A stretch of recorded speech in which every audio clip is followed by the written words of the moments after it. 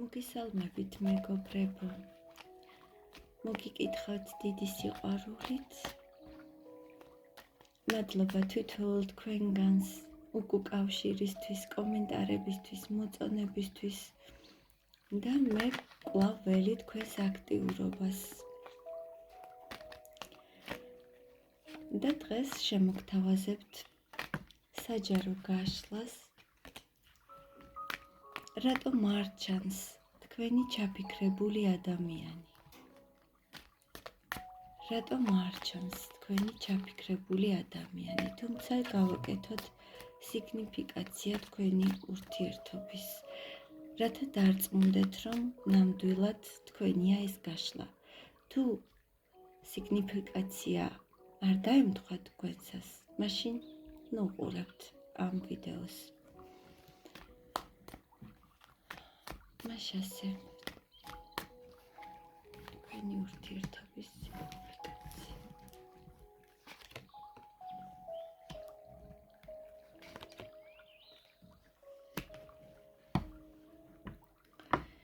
მიუხედავად იმის, რომ თქვენი ურთიერთობა ძალიან გულწრფელად დაიწყო, ძალიან სასიამოვნო თბილი იყო თქვენი ურთიერთობა თავიდან, თითქოს ამ ურთიერთობაში ერთ-ერთი თქვენგანი მეტს გაიღებდა ამ ურთიერთობისთვის.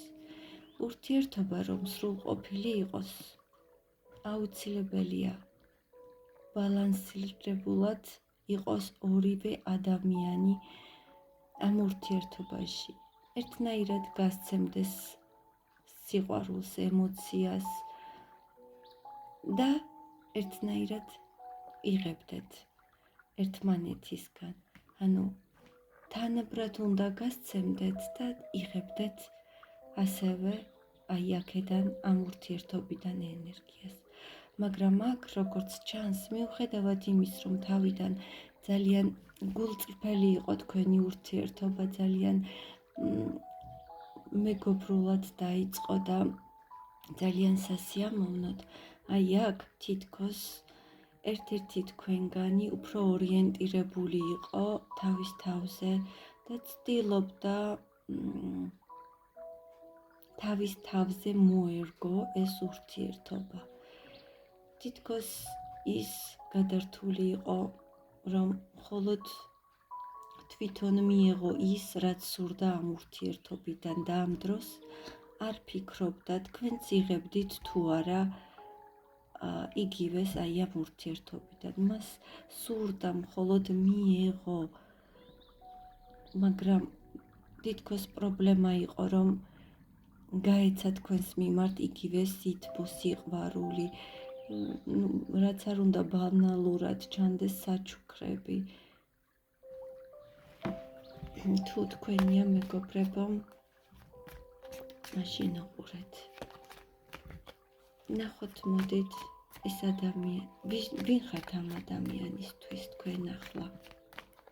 გამიჩნდა კითხვა, ვინ ხართ ამ ადამიანისთვის თქვენ ახლა ამ მომენტში? მიუხედავად იმის, რომ ახლა თქვენ შორის პაუზა, გაჩერებულია ურთიერთობა, ეს ადამიანი თვლის, რომ ძალიან ბევრი რამე ასწავლეთ თქვენ ამ ურთიერთობაში ამ ადამიანს. ძალიან გაიზარდა ეს ადამიანი თქვენთან ურთიერთობისას მენტალურად, რა თქმა უნდა. შეიძლება აქ თქვენ შორის ასაკობრივი სხვაობაც იყო, ან რელიგიებს შორის შეიძლება იყოს სხვაობა, ან თუნდაც ეროვნებას შორის იყო ნაცია, იყო სხვადასხვა. რაღაც სხვაობა იყო თქვენ შორის, თუმცა ამ ადამიანმა ძალიან ბევრი რამ ისწავლა თქვენგან. და ეს ადამიანი თვლის, რომ თქვენ ერთგვარი მასწავლებელი ხართ, როგორი უნდა იყოს ადამიანი, მამაკაცი ურთიერთობაში. ძალიან ბევრი რამ ასწავლეთ თქვენ ამ ადამიანს. ასე ვთქვათ, გამოიყვანეთ მენტალური ტყვეობიდან ეს ადამიანი. და დაანახეთ რეალური გზები, როგორ უნდა იყოს ადამიანი ბედნიერი, ლაღი. ძალიან ბევრი რამ ასწავლეთ ამ ადამიანს. ვინ ხართ ამ ადამიანისთვის ახლა თქვენ?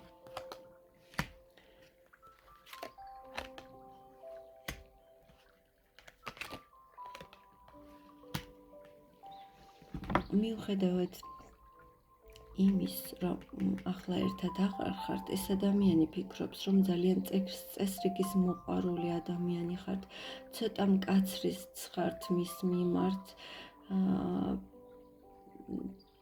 და ფიქრობს ეს ადამიანი, რომ რაღაც მომენტში თითქოს თქვენ არჩევანი ვერ გააკეთეთ.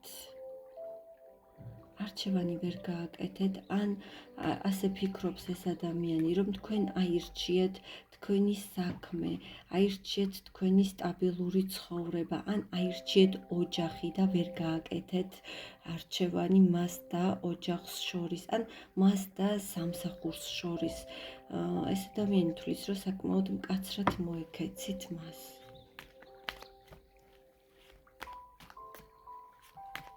როგორი ადამიანი? ვიკითხეთ, რას გრძნობს ეს ადამიანი თქვენს მიმართ?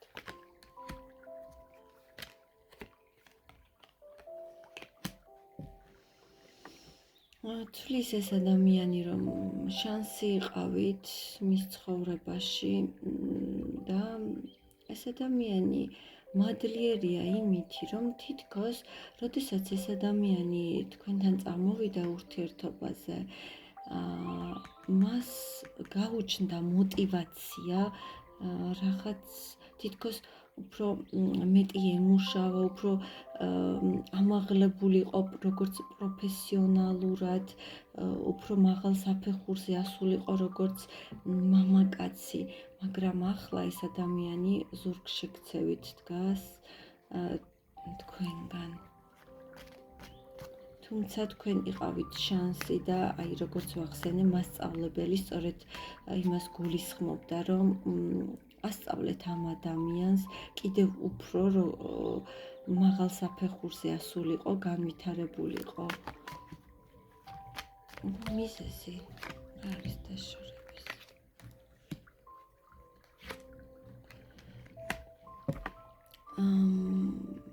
გონია რომ თქვენ შორის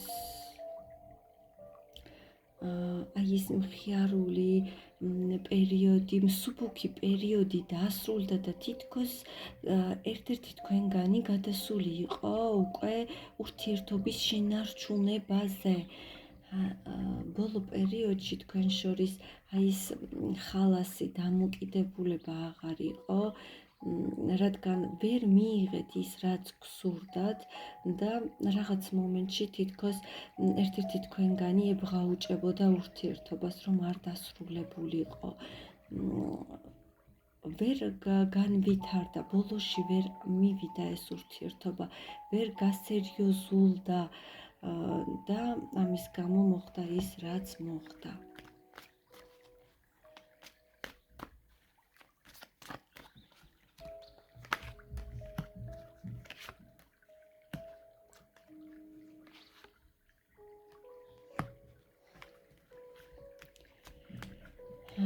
ეს ადამიანი ახლა დაკავებულია ამჟამად აბსოლუტურად სხვა საქმეებით, შეიძლება ეს ეხებოდეს სამსახურეობრივ კარიერულ წინსვლას და ამ ეტაპზე ეს ადამიანი არ ფიქრობს კომუნიკაციაზე, რომ გამოვიდეს. რატომ არ ჩანს ეს ადამიანი, კიდევ ერთხელ ვიკითხეთ. როგორც გითხარით, მეგობრებო, მიუხედავად იმის, რომ ეს ადამიანი დაკავებულია ახლა თავისი კარიერით, დაკავებულია თავისი საქმეებით და იქ ლიდერის პოზიცია უკავია და მიაღწია რაღაც ეტაპს, ეს ადამიანი თითქოს მაინც შორიდან გააკვირდებათ. შეიძლება თუ აღარ გაქვთ კომუნიკაცია სოციალური ქსელებით, ელოდება რაღაც მომენტის მოლოდინშია ეს ადამიანი, თუმცა მაინც ეჭვის თვალით უყურებს რატომღაც აი ამ სიტუაციას. მოდი ვიკითხოთ ერთი თვის ვადაზე, ეს ადამიანი თქვენთან გამოვა კომუნიკაციაზე? ერთი თვის ვადაზე. მიუხედავად იმისა, რომ ძალიან დიდი მიჯაჭულობა ქონდა თქვენს მიმართ, საოცარი ცეცხლოვანი გრძნობები ქონდა მას. ხომ არ იყო თქვენს შორის მესამე ადამიანი, მეგობრებო? აქ მოდის ისეთი ენერგია, რომ თითქოს თქვენს შორის იყო მესამე ადამიანიც. რამაც პროვოცირება გაუწია იმას, რომ ეს ადამიანი წასულიყო თქვენი ცხოვრებიდან.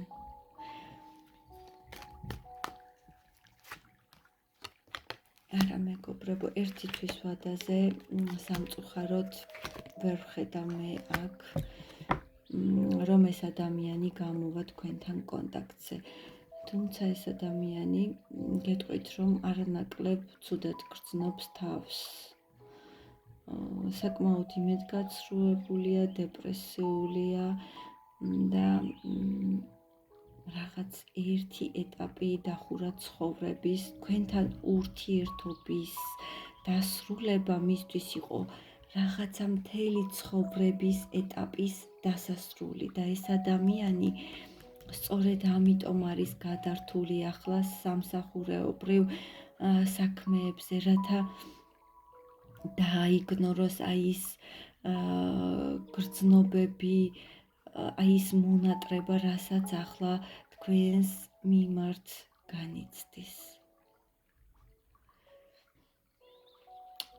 ერთი თვის ვადაზე მე აქ ვერ ვხედავ მისგან კომუნიკაციას. ერთი თვის მერე კი გავაკეთოთ შემდეგი გაშლა. მადლობა მეგობრებო და მე დაველოდები თქვენს უკავშირს მომავალ გაშლამდე გემშვიდობებით.